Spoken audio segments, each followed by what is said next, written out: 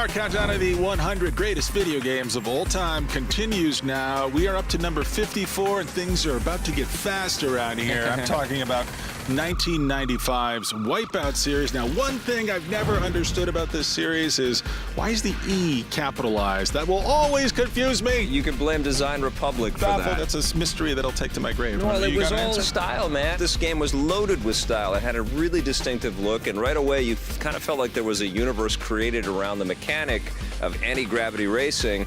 And the thing that I kind of love about WipEout is that this is a franchise that has coexisted with the PlayStation platform. There's been a WipEout launch with the launch of every new PlayStation device along the way. The Vita, the PSP, all of the PlayStation so far. I'm a little worried that we haven't seen anything for the PlayStation 4. To be honest, this game runs neck and neck in my heart with Mario Kart in terms of combat racing. I love these two franchises so much.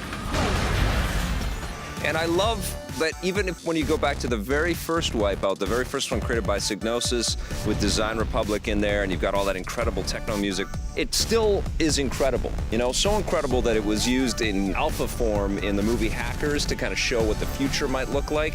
It's true. I mean, this game represented the future, not just in content in the game, but in the context of the game. I mean, this allowed us to think beyond what we traditionally thought of for racing games. It is true. The game that really got its hooks into me was WipEout Fusion, which I think is underappreciated in the series. PlayStation 2. So much happens so quickly. I mean, the sense of speed in every single one of these games, and the sense of quality in every single one of these games is there, and it's on point. And, you know, I agree with you 100% about the environments being important to the game, because as I drove through these metropolises of the future and these underwater lands and all kinds of crazy places, I wondered what kind of people live here, and are they nice people, and would I be able to find a home, and what kind of apartment would I live in? Would I live there? And then I'd be gone. You know? What kind of cool car would I drive? Yeah.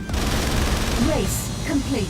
Yeah, and this is a franchise that I've always wanted Sony to kind of extrapolate and take us further into. And you want a WipEout movie? A WipEout movie would be incredible, man. I think it'd be amazing. I don't know if we need a WipEout movie. How about an open world kind of game set in the WipEout universe where you played one of these anti-gravity racers? Anyways, I'm happy however they slice up WipEout. Just keep bringing it out for us. Keep slicing it up. I thought the Vita version was just incredible. Remember how amazing? Too long, though. Load times were too long, but remember how incredible it looked on that handheld? Just blew my mind. Look at it day in and day out. In fact, let's look at some hairstyles here through time. Here's a look back at WipEout on the show. WipEout 3.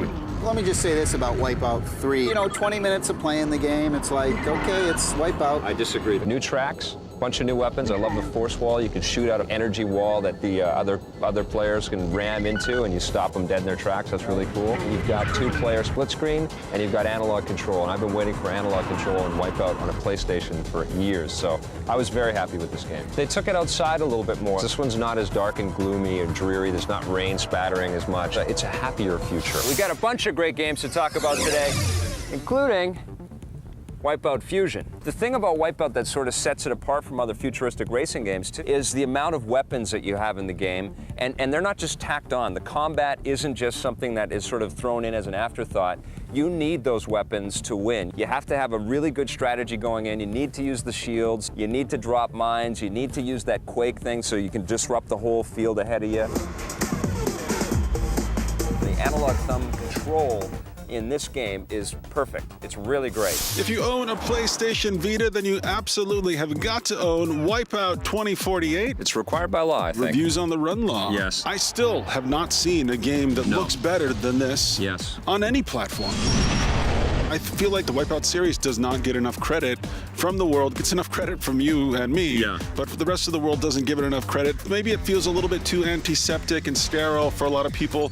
But I love this. This is like the adults' version of Mario Kart. You can't imagine a PlayStation machine without some kind of WipEout content on it, and this, by far, is the best that WipEout has ever been, and I'm just blown away. Je t'aime, WipEout. I will never stop loving you. Just keep making them, Sony. Come on. Love your French accent there. Congratulations, WipEout series. You're number 54 on our list of the greatest video games of all time.